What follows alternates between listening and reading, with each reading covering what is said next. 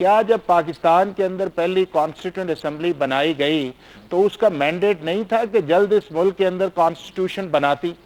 کیا اس کا مینڈیٹ نہیں تھا کہ جلد سے جلد جو ہمارے بیسک ایشوز ہیں ہم اس کو ریزالو کرتے؟ اور جب اس کانسٹیٹیوئنٹ اسمبلی اپنے اصل مینڈیٹ سے آہستہ آہستہ آہستہ آہستہ نکل گئی تو پھر پاکستان کے اندر ایک پاور کوریڈور کا ایک نیا کانسیپٹ آیا اور اس کانسیپٹ کو آج تک وہ چیز آ رہی ہے۔ کیا جب پاکستان کے اندر 1970 کے اندر الیکشنز ہوئے تو کیا پالیٹیشنز آپس کے اندر بیٹھ کے دیکھا کہ ہم نے اس کو ریزالو کیا کرنا ہے؟ کیا جب 1977 کے اندر دوبارہ اس ملک کے اندر الیکشن ہوئے تو کیا پالیٹیشنز بیٹھے کہ انہوں نے کہا کہ ہم نے اس چیز کو بیٹھ کے ریزالو کریں اور ہمیں تیسری قوت کو موقع نہیں دینا چاہیے؟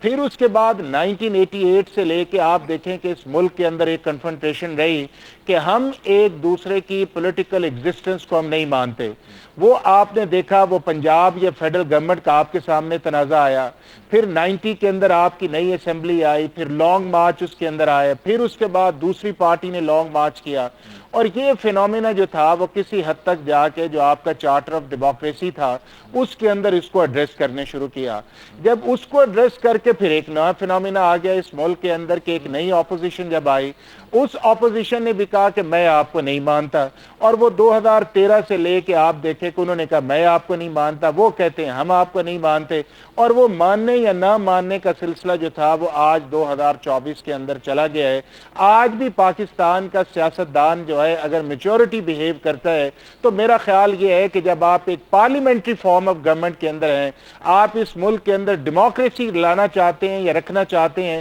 تو پہلے ہمیں پالیٹیشنز کو اپنے ہاؤس کو ان آرڈر کرنا پڑے گا، ایک دوسرے کی ایگزسٹنس کو ماننا پڑے گا، ایک دوسرے کو سپیس دینی پڑے گی، اور جب ہم وہ سپیس نہیں دیتے تو پھر الٹیمیٹلی میر صاحب ہوتا کیا ہے کہ پھر اس کے اندر یہ ہے کہ پھر عدالتیں بھی آتی ہیں، پھر عدالتوں کے اندر کیسز بھی آتے ہیں، پھر لائکنگ اور ڈس لائکنگ کا بھی آتا ہے۔ آپ ساری ہسٹری دیکھ لیں نا، کس پاکستان کے پالیٹیشنز نے اسٹیبلشمنٹ کا سہارا نہیں لیا آج تک، 2024 تک آپ دیکھ لیں، کوئی ایک آپ سنگل آؤٹ کر دیں کہ جب